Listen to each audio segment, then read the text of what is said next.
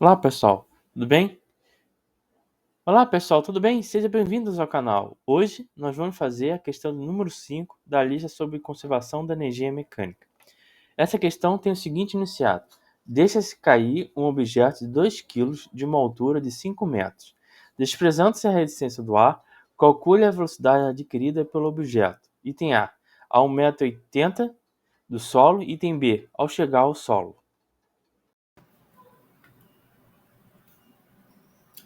Bom, pessoal, resolvendo o item A, nós temos um objeto de 2 quilos que está a 5 metros do chão, tá certo? Ele cai, passa para o ponto B, que está a 1,80 m em relação ao solo. Nesse ponto, ele pede para a gente calcular a velocidade que o objeto apresenta, tá certo? Então, a primeira coisa que vocês têm que analisar é que como o objeto está caindo, ele está caindo devido a uma força, tá certo? Quem é essa força? Como esse objeto está no campo gravitacional da Terra, essa força é a força peso, tá certo? E como essa força peso é uma força conservativa, isso implica que a energia mecânica que o objeto vai ter em qualquer ponto ela é constante, ou seja, ela não muda com o tempo. Isso quer dizer que a energia mecânica que o objeto tem no ponto A tem que ser igual à energia mecânica no ponto B. Então, é isso aqui que está dizendo essa expressão aqui, tá certo? Quem é a energia mecânica? Bem, a energia mecânica em qualquer ponto é a soma de duas componentes, da energia cinética e da energia potencial. Como essa força é a força peso, essa energia potencial é a energia potencial gravitacional, tá certo? Então, quem é a energia cinética no ponto A? Bem, a energia cinética no ponto A é o produto da massa que o objeto tem, vezes a velocidade que o objeto possui nesse ponto, ao quadrado, divididos por 2. Perfeito? E a energia potencial gravitacional no ponto A?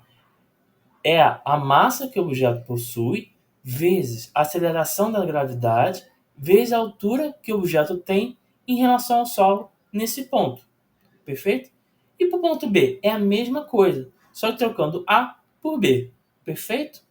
Então agora nós temos que determinar quais são os valores da velocidade que o objeto possui no ponto A, a altura que ele possui no ponto a velocidade no ponto B e a altura do ponto B.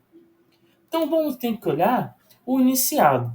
Bem, no iniciado ele fala que no ponto A ele cai. O que significa para a gente? Repouso. Isso quer dizer que a velocidade que o objeto possui é zero. Perfeito? E a altura dele no ponto A? Ele deu, vale 5 metros. Perfeito? E no ponto B? Bem, o ponto B, a velocidade, a gente quer saber, então a gente não sabe. E a altura dele? A altura a gente sabe, é 1,80 m, tá certo? E a massa dele? A massa é 2. Pronto. Então nós temos todos os dados que nós precisamos para resolver essa equação aqui. Então, substituindo esses dados aqui, nós obtemos essa expressão aqui, tá certo? Essa daqui. Perfeito? Então, isso aqui vai dar zero, essa primeira parcela. Essa parcela aqui vai dar 100. Essa segunda aqui, parcela do lado direito, vai dar 36. E essa aqui vai dar velocidade do ponto B ao quadrado. Perfeito? Então, nós vamos ter 100 igual a velocidade do ponto B ao quadrado mais 36. Vamos passar esses 36 para o lado esquerdo. Então, vão ficar 100 menos 36, que vai dar 64. Isso tem que ser igual à velocidade no ponto B ao quadrado. Sendo assim, a velocidade no ponto B vale 8 metros por segundo. Perfeito? Bom, pessoal, resolvendo o item B, nós temos o mesmo objeto, 2 kg, sofrendo ação da força peso, e ele pede para a gente calcular a velocidade que esse objeto vai ter quando ele chegar ao chão, tá certo? Então, esse ponto eu vou chamar de ponto B, tá certo? Então, essa altura que esse objeto vai ter nessa posição vale zero, perfeito? Como ele continua sofrendo a ação da força peso, que é uma força conservativa, nós podemos usar a lei da conservação da energia mecânica. Então, todo aquele desenvolvimento do problema que a gente fez no item A pode ser repetido aqui. Então, para facilitar a resolução do problema e para não ficar cansativo, eu já trouxe essa resolução aqui para vocês.